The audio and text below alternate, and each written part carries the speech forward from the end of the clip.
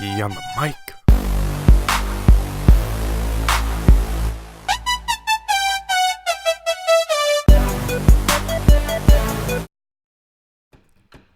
What's up guys, Swaggy on the mic.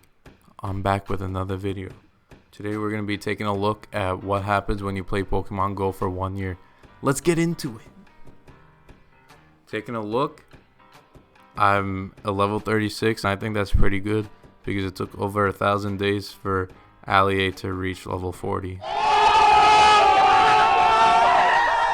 So taking a look a little more in depth, I've gained over 8 million XP. I got gold medals for all types of Pokemon, and I started around June 5th of 2018. By the time I upload this video, it's going to be nearly a week after that, but I will show you guys how far I've been able to catch Pokemon until that date. So, I want to talk about the top tier Pokemon that I've been able to own in terms of CP, legendaries, and shinies. But I also want to give a little bit of advice, tips, and my consensus of this game after playing a year. So taking a look, it's mainly community day Pokemon such as Metagross, Salamence, Dragonite, Tyranitar, Slacking, and more. You have legendaries like Mewtwo, Dialga, Palkia, Rayquaza, and more. But I just wanted to mention something to you guys. The best way to defeat raids and stuff, don't get too fancy with it. Just use the top tier Pokemon if you have it. And I know there's great alternatives like Shadow Ball Gengar, you can have Alakazam, you can have Houndoom, you can have Honchkrow. But your best bet is just to get your top tier Pokemon from community days, power them up, use those candies, use a little bit of Stardust, but it will be worth it because they're going to be your top CP Pokemon in your account anyways. So, looking at shinies, wait, there we go, shiny, I guess that's a word for it. So, yeah, the most recent community day in Slacking. Other community days such as Mamoswine, Tyranitar, Salamence, Metagross, etc. But I also been able to catch rare Pokemon like Scyther, Latias, Aggron. Togekiss was hatched, just to prove it. Hatched. I have Luxray, which is by far my favorite legendary out of them all, because when I caught him after doing a raid, I felt so relieved. I was a happy man after catching Shink's shiny. It's literally one of the coolest legendaries released in this game so far, and I hope they can just release more legendaries overall. But besides shinies and legendaries that they added in this game, the content has been kind of slow. It seems that when new things are introduced in this game, it's only shinies and legendaries. Like, they haven't added much more new mechanics or certain events that can help your account by gaining a lot more candy or Stardust and stuff like that. It's just adding shinies. And thinking about shinies is that it's kind of like reused content because you have Pokemon already released into the game. You're just releasing a different form of it. So I know shinies are all fantastic and all, but they shouldn't be considered new content because it's not really like, it is an addition to the game, but it's not really advancing the game forward into a different state. So I do love shinies, but I feel like they can do more by maybe changing PvP, because I feel like for the most part, I know there's like, you can use energy, you can conserve it, but it's mainly tapping a screen and using a shield.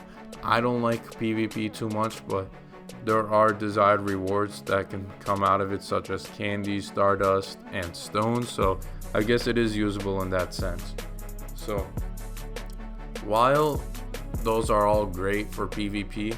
I just feel like they need to add maybe abilities to it. I know there's been leaks about it. PvP is at a basic state right now, but I feel like they can do more with it. Snorlax, legacy move Yawn. Like, Yawn doesn't do anything in this game. It just has 0 power because in the game it makes you fall asleep after a couple of turns. And Slack Off has the ability True On, to which allows it to not attack every other turn because that's how powerful Slack Off and its line is. So I get that, but just the concept of it is great, but I feel like they could attack the idea of PvP a little better. My tips for you guys to get better at this game, or maybe get more XP, is that when you're evolving Pokemon, there's an instant gratification when it's like something new, or it's like a shiny that you want to evolve. So for example, when I evolved my Shinx into a Luxray, I waited for other Pokemon that I had enough candy of to evolve, like Weasel and others, to make it a Floatzel or a shiny Roserade that I had, for example. So I wanted to make sure that I had a lot of Pokemon that were ready to become the next evolution. And then before evolving everything, I use a lucky egg so I can gain as much XP as possible. Another great tip is to always raid with friends to get more balls and help you out complete raids overall. And I also think that when you're adding friends, if they're close to you, just send them a message. Like, if you're about to become a 3 heart to a 4 heart, instead of gaining 60,000 XP without a lucky egg, text them, be like, hey, when I open your gift, just turn on a lucky egg so both of you can get 200,000 XP when you guys become 4 hearts. There's simple ways that you can maneuver around this game to gain a lot more XP and to help you level up.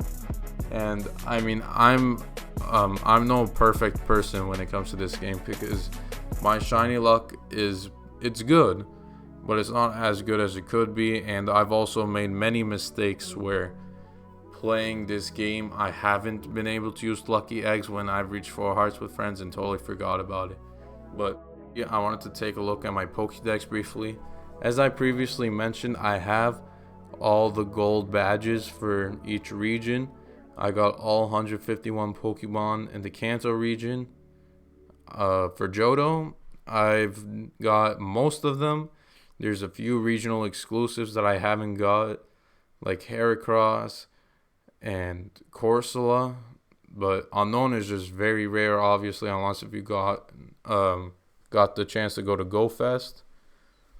Hoenn is also Gen 3, where I have been able to complete most of it, but I haven't got more region exclusives like Torkoal and Zangoose and Tropius. But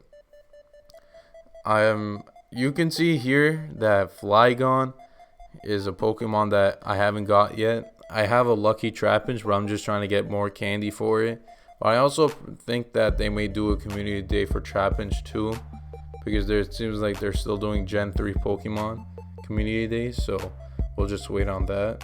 And as for Gen 4, I'm taking my time with it because I'm still trying to do that technique where grouping evolutions, whether it's shinies or Pokemon that I haven't caught yet, I'm just trying to group them together and use the lucky egg, because when you're at a very high level, it's very difficult to gain a lot of XP in a short amount of time.